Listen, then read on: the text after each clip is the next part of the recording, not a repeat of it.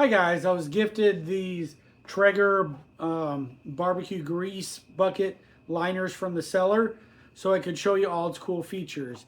It is very sturdy aluminum foil. It's very good matched with the bucket. I'll show you how to install it.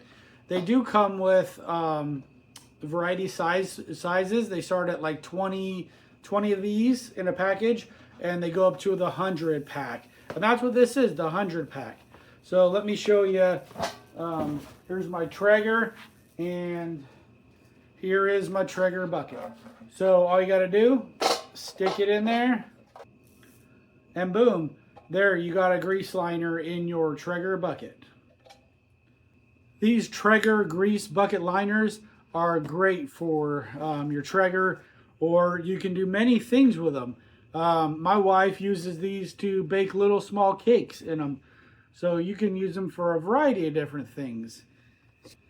If you guys need some aluminum foil Traeger grease bucket liners like this, go ahead and get them. They're going to work great for you. Thanks.